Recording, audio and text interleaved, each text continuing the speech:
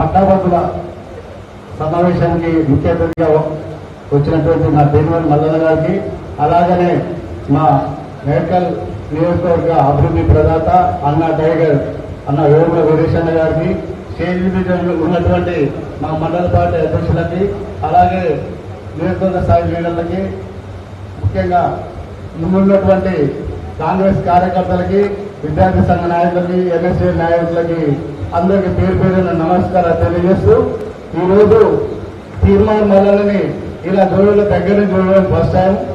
తీర్మాన నడలని టీవీలో చూసి ఒకసారి తీర్మాన నడులతో మాట్లాడాలని ఎన్నోసార్లు ప్రయత్నం చేసినా కూడా అక్కడ ఉన్న ప్రోటీన్తో కలవలేకపోయినాం.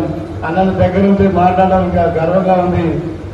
ఆ రోజు కేసీఆర్ గారి ప్రభుత్వంలో ఉన్నప్పుడు 30 తిప్పలు పెట్టి 3 జిల్లాలు నీళ్లు దాపించిన వ్యక్తి, ఆ రోజు ఏదైనా ఎవరికైనా అన్యాయం జరిగితే అది కేసీఆర్ అయినా సరే, అక్కడ ఎదుర్కొన్నటువంటి ఏ లీడర్నా ఏ స్థాయి లీడర్నైనా ముక్కుసూటిగా అడిగే వ్యక్తిత్వం ఉన్న అన్న తీర్మాన మల్లన్న గారికి ఈ రోజు కాంగ్రెస్ పార్టీ ఎమ్మెల్సీ అభ్యర్థిగా నిలబడడం మనందరూ అదృష్టంగా భావిస్తూ, అలాగే మా మండలంలో 1400 పైసలకు ఓట్లు ఉన్నాయన్న.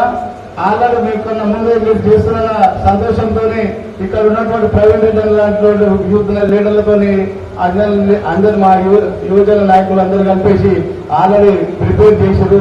మా మండలం తరఫున 1000 పైకులకు ఓట్లేసి మిమ్మల్ని అత్యధిక మెజారిటీతో గెలిపిస్తామని మా కాంగ్రెస్ పార్టీ మా కేంద్ర మండల పక్షాన తెలియజేస్తూ జై కాంగ్రెస్.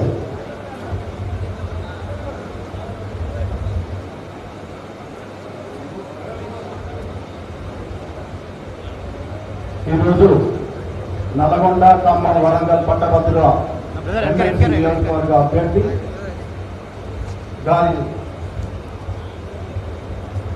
ప్రచారానికి ముఖ్య అతిథిగా వచ్చిన వేముల వీరేశం గారికి, తీర్మాన మల్లన్న గారికి, వేదిక మీద ఉన్న పెద్దలందరికీ హృదయపూర్వక నమస్కారాలు. ఇక్కడ వచ్చిన వారందరికీ కూడా మిత్రులారా, వీరేశం అన్న ఇంతకుముందు 3 ఎమ్మెల్సీలను గెలిపించుకున్నాం ఇక్కడి నుంచి.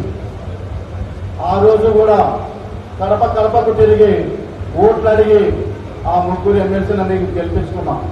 ఈ రోజు కూడా మనకు టాస్క్ ఇచ్చాడు, తీర్మాన మల్లన్న గెలిపించుకోవాలి, మనం శాసన మండలికి పంపించాలనే ఉద్దేశంతో మనకు టాస్క్ ఇస్తున్నాడు. మనం రేపటి నుంచి నిన్న దాకా ఎలక్షన్లు అయిపోయినాయి, రేపటి నుంచి ఎమ్మెల్సీ ఎలక్షన్.